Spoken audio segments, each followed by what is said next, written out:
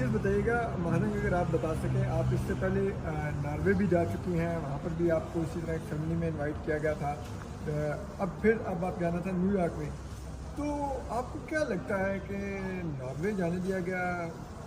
क्या इनको उम्मीद थी कि आप शायद वापस नहीं आएंगे, लेकिन वापस आ गए, तो अब ये कहना फिर अब कभी भी ना जाए? जी बिल्कुल, इनको सबसे ज़्यादा ख़तरा यही है कि जो एडवोकेसी हो रही है बलूचिस्तान के नाम पे, जो एक विजिबिलिटी आई है इंटरनेशनल फोरम्स में, तो वो उसको रोकना चाहते हैं। तो अगर कोई वहाँ स्टे करने के लिए जाता है तो उनको कोई मसला नहीं है, लेकिन अगर कोई एडवोकेसी के लिए जाता है तो वो एक बुनियादी मसला बन जाता है उनके लिए।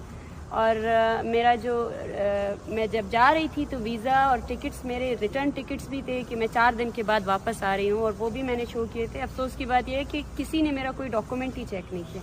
एक ऐसा सिस्टम है FIA का कि जिसमें बस ऑर्डर्स आ जाते हैं, और FIA के इंचार्ज को भी उस वक्त नहीं पता था। इंचार्ज खुद 5 घंटे तक गायब था अपने पोस्ट से, और मैं पूरे 5 घंटे उन्हीं को ही ढूंढ रही थी कि इंचार्ज कहाँ हैं, जो उस वक्त इंचार्ज थे। और जो उनकी डिप्टी इंचार्ज थी वो यही बोल रहे थे कि हम खुद उन्हें ढूंढ रहे हैं, वो आपके केस के लिए ऊपर गए हैं।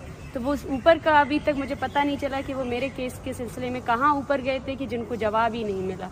बुनियादी मसला यही है कि जो अदारे हैं इनको कॉम्पिटेंट होना चाहिए, और इतना होना चाहिए कि उनके पास कोई जवाब तो हो। जवाब नहीं दिया गया, और 5 दिन के लिए अगर मैं जा रही थी तो वो एक इवेंट, और उस इवेंट की शायद 4 या 5 घंटे के अलावा और था ही नहीं। लेकिन जिस तरीके से मुझे रोका गया, और सबसे बड़ी बात हैरानगी की बात की है कि असॉल्ट किया गया, अटैक किया गया कराची पुलिस के जानिब से, और उसके बाद जो FIR किया गया, ये तमाम चीज़ें एक ही केस के साथ जुड़ी हुई हैं। FIR करने का मकसद ये था कि फिर से मुझे किसी लिस्ट में डाले, क्योंकि ऑफिशियली मैं किसी और लिस्ट में हुई नहीं, और फिर से मेरे ट्रैवल बैन को ये लोग और ज़्यादा लंबा कर सकें। डॉक्यूमेंट्स का कुछ बताएंगे, कहाँ हैं, ले लिए थे, किसने लिए थे आपके? देखिए, कराची पुलिस